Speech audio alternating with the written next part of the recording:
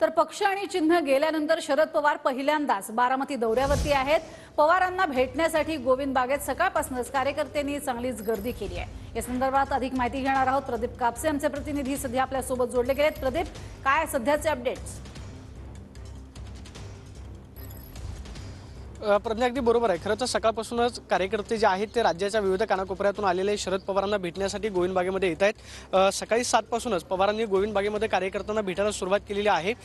शरद पवारांची खरं तर सकाळची सुरुवात जी आहे ती कार्यकर्त्यांच्या भेटीनं होते आणि आपण पाहतोय की बैठक खोलीमध्ये राज्याच्या विविध कानाकोपऱ्यातून जे कार्यकर्ते आलेले आहेत पक्षाच्या कामाच्या निमित्तानं असतील किंवा इतर जी कामं आहेत ती कामं घेऊन खरं तर शरद पवारांना भेटण्यासाठी येत असतात आणि सकाळपासूनच शरद पवार जे आहेत आपल्या बैठक खोलीमध्ये कार्यकर्त्यांना भेटतायत। काही पक्षप्रवेश जे आहेत ते सुद्धा आजच्या निमित्तानं होणार आहे। मात्र काल आपल्याला माहिती आहे की उपमुख्यमंत्री अजित पवारांचा बारामती दौरा झाला आणि त्यानंतर आज शरद पवार जे आहेत ते बारामतीमध्ये आलेले आहेत। केंद्रीय निवडणूक आयोगानं पक्ष आणि चिन्ह काढून घेतल्यानंतर नवीन पक्षाचं नाव जे आहे ते शरद पवार गटाला मिळालेलं आहे। राष्ट्रवादी काँग्रेस पार्टी शरदचंद्र पवार हे आता पक्षाचं नाव असणार आहे आणि आपण पाहतोय की सकाळपासूनच हे कार्यकर्ते जे आहेत ते गोविंद बागेमध्ये गर्दी करतायत। आगामी लोकसभा निवडणुकीच्या दृष्टीनं शरद पवार कार्यकर्त्यांना मार्गदर्शन सुद्धा करणार आहेत आणि पुढचे 4 दिवस जे आहेत ते पवारांचा कोल्हापूर त्याचबरोबर पुणे जिल्ह्याचा ग्रामीण भागाचा दौरा असणार आहे। मंचरमध्ये दिलीप वळसे पाटलांच्या मतदारसंघामध्ये शरद पवारांची 2 दिवसानंतर जाहीर सभा सुद्धा पार पडते। आगामी लोकसभा निवडणुकीच्या दृष्टीनं शरद पवार जे आहेत ते कार्यकर्त्यांना आतापासून मार्गदर्शन करतात। मात्र बारामती लोकसभा मतदारसंघामध्ये